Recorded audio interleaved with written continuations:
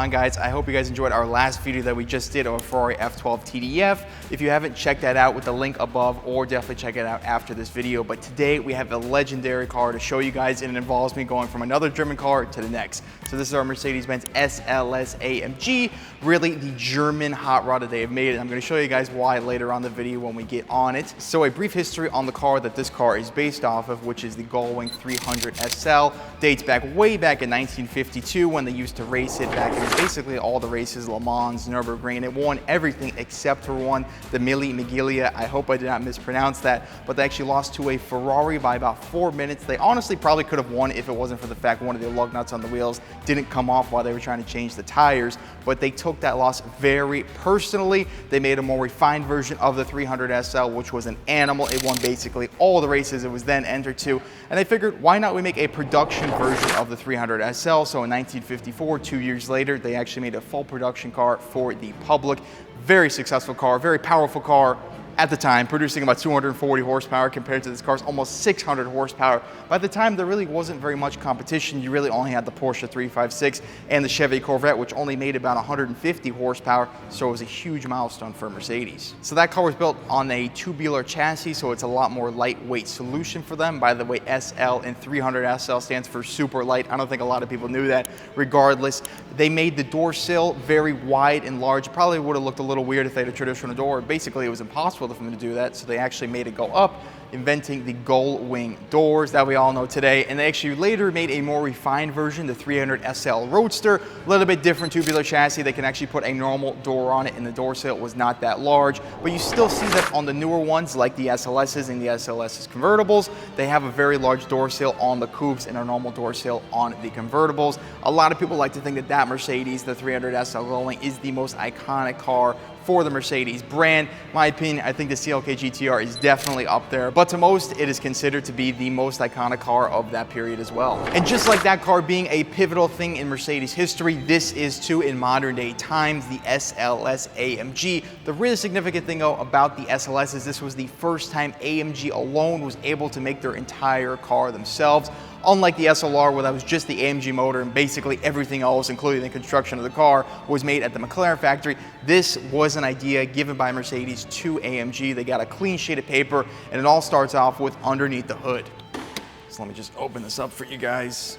Okay, it goes up pretty high actually. The reason that they do this is actually for service, for the technicians to get easily back here in the motor, because again, this is a front mid-mounted car. The axle starts right here, and this is where the engine is right behind that. But here it is. This is the 6.2 liter naturally aspirated V8 producing about 563 horsepower. The reason though it says 6.3 on the sides and it's a 6.2 is really just for marketing. Back in the day, they had the Red Pig, which is again a very famous Mercedes race car, but that had a 6.3 liter V8, and all the other Mercedes that have the M156 motor that are the special editions or higher performance, they are called the 63 variations, again to pay homage to that car. But speaking back on the M156, this is actually the same exact motor as those cars, but obviously more refined. New crankcase in this car, new camshafts. They put the air intakes on the side of the motor. Apparently that's a very unique thing on this car. But overall, about 120 new parts were added to this motor, and now making it the M159. And honestly, at the time of this car coming out, it was the most powerful V8 naturally aspirated out of any production car to come out at that time. And with that kind of power comes a really special transmission. So it has a 7-speed dual clutch transmission, basically what you'd see in a Ferrari 458 or a Ferrari F12, but it's not up front, it's not under the seats. This is actually a transaxle car, so the transmission is right on the rear axle, and you may be wondering yourself, how and why does that even work? So there actually is a torque tube that connects the transmission to the engine, and inside of the torque tube is a carbon fiber shaft, which moves at the same speed as the engine and sending all the torque to the transmission in the rear, basically making this a very planted car when you're going at this higher speeds, and really why no other car drives like an SLS. But let me show you guys inside, because that's where you're spending most of your time.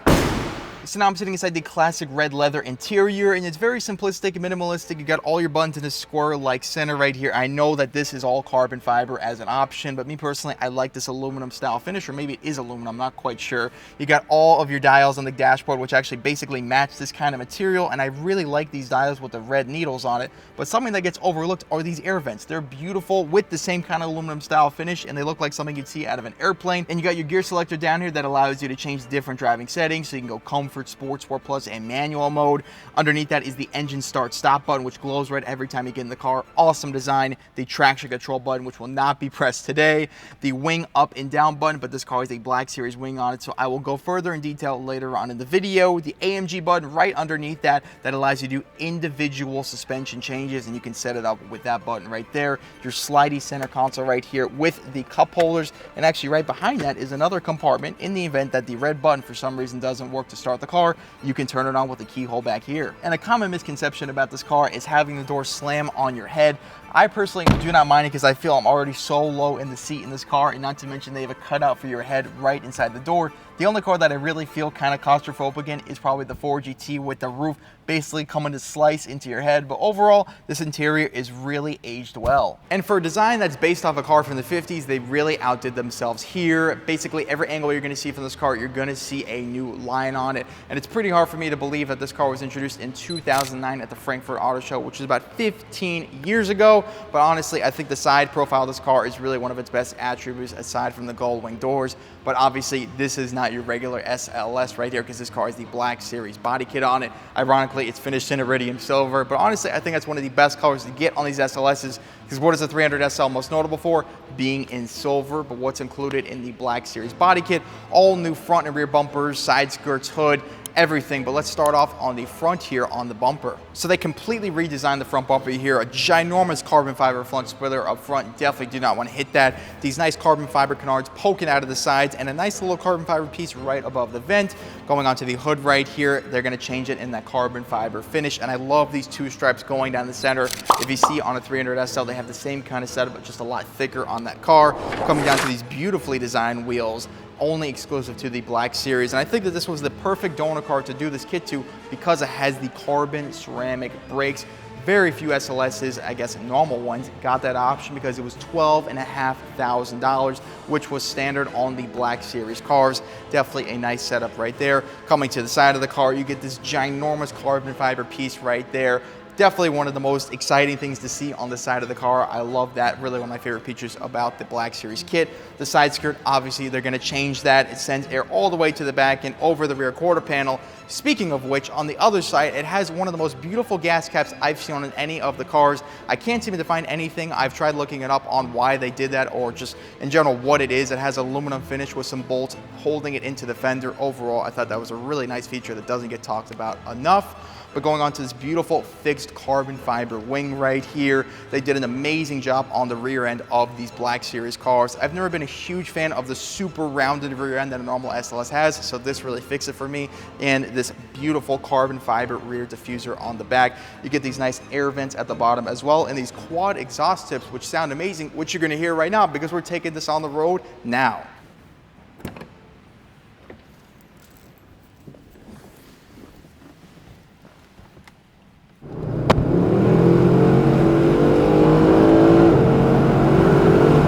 I will not be pushing it like crazy today for you guys. I know that some people say, oh, I paid for the whole speedometer, I'm gonna use the whole speedometer. That is not me. I really want to enjoy the car as much as I possibly can because I don't know when the next time I'm gonna be driving an SLS's, let alone one as cool as this. I have actually driven a convertible in the past though, which I've actually gone to appreciate quite a lot, but obviously it doesn't hold a candle to the coupe like this car. And it seems like a lot of car companies are having a tough time really making a good looking convertible. I think the best company is probably Ferrari.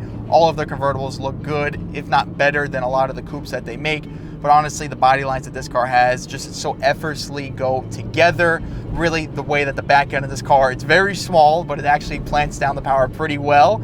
But overall, I think it's an awesome looking car and it actually sounds pretty good, which I'm sure you guys are gonna hear in other clips. So like I was talking about earlier with the body lines on this car, I mean, you gotta remind yourself, you got about 100 feet of hood in front of you that feels like it's 10 feet wide, not the biggest windshield in the world, gold wing doors, and honestly, a very short back end, but actually puts down traction very well. All those quirks make this car really awesome, and even in looking in my rearview mirror, I see that Black Series wing, which is just perfection. I think that is the best looking wing I've seen on any of these Mercedes. Me personally, I like the look of the smaller wings on these cars. One car, so that's the sensor again, but one car I'm really not a big fan of is the Chiron Pure Sport. That giant wing on the back should not really be on an elegant car like that. I think they should have just stuck it with the Super Sport and called it a day. One wing that I really do enjoy is the 991.2 GT3. I think that is peak wing for sure.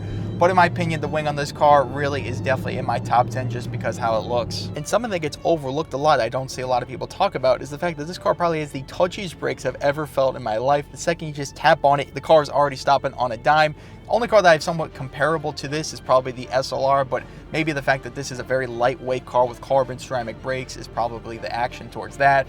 But in my opinion, there isn't anything else really I'd change on the car. This is just one of those where I think it's just a perfect car, really super easy to drive. You got technology in here that's about as old as me, but it's just really iconic for the time being of it.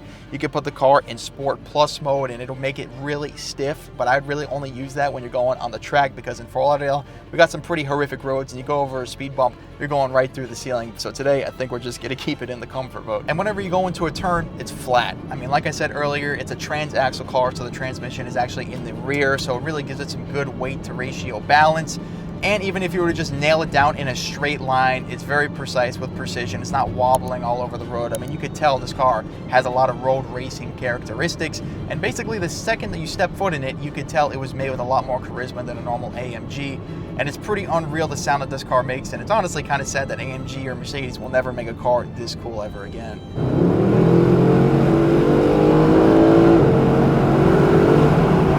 That was like 7,000 RPMs, almost 8,000 RPMs.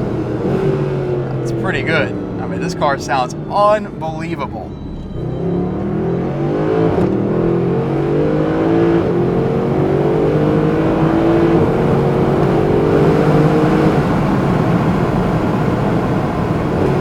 Unbelievable sound.